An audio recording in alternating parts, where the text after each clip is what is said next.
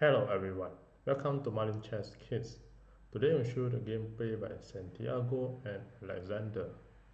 In this game, we started up with e4, c5, knight f3, d6, bishop to b5 check, bishop d7, and bishop to capture the bishop, queen capture bishop, castling by white, and knight to f6. And in this position, white has an edge.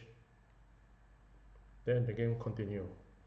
e5 to attack the knight and forcing the black to capture the pawn, and the pawn here will be isolated and need to be protected. So in the actual game, d capture e5, knight capture e5 and attack the queen, and here you have a very strong knight in the center of the square. Then queen to c7 and attack the knight again, and black and the white continue to play rook to e1 to protect the knight, e6 by the black, and b3 to bring up the bishop to b2 and protect the knight, bishop d6 and bishop b2, knight to c6. So this is the first 10 move, and in this 10 move you can see that the position is equal. Then continue.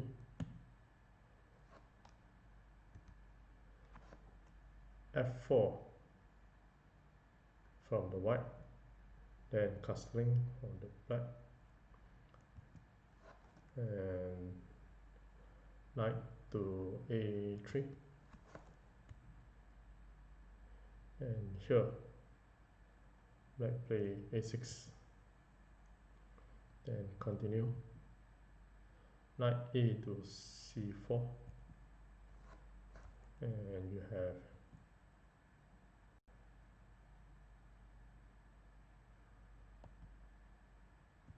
bishop to d7, and now the white capture the knight and queen to capture the knight. Then continue, knight to e5 attacking the queen, and queen to d5, then d3 from the white, and rook f to e8, and you have a c4 white and the queen.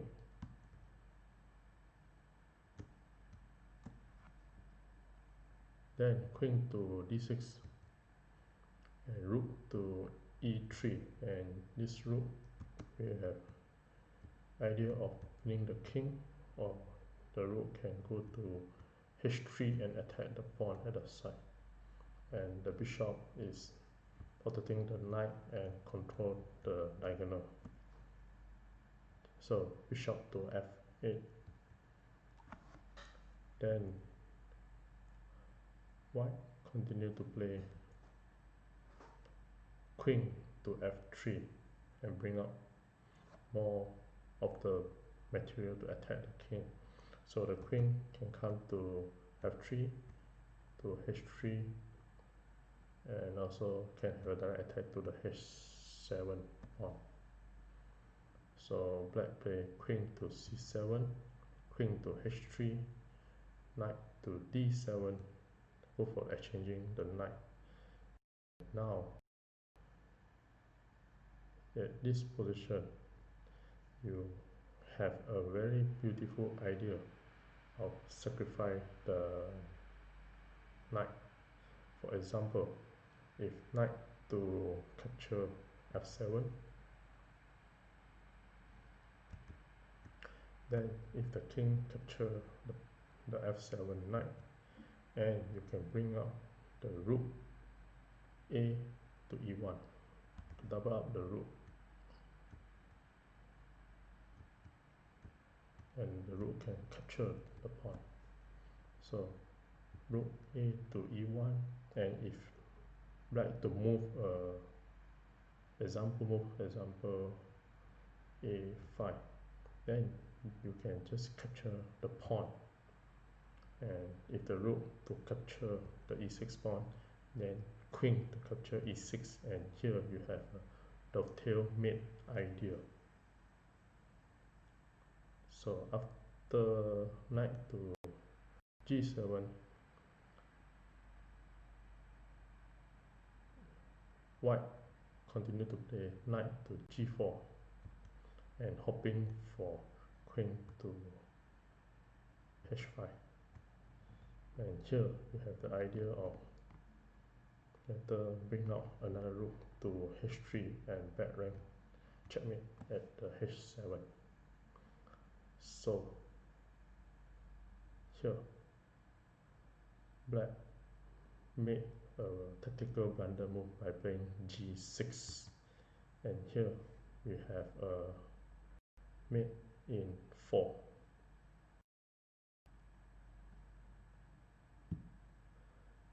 So white continue to checkmate by playing a queen sacrifice, queen takes h7 and check.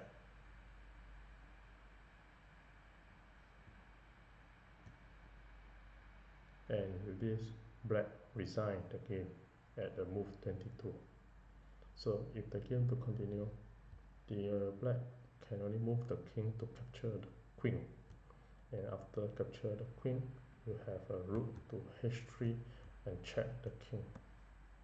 Rook to h3 check, bishop to h6 to block the check, and now you have rook to capture h6 and check the king.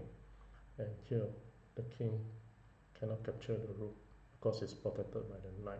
Therefore the king only have one place to move, which is king to g8, and here you have rook to h8 checkmate, and this rook is protected by the bishop.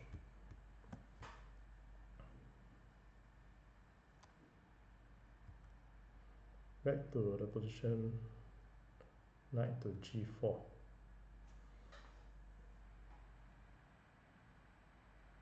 So if the black capture the f4 pawn, the free pawn,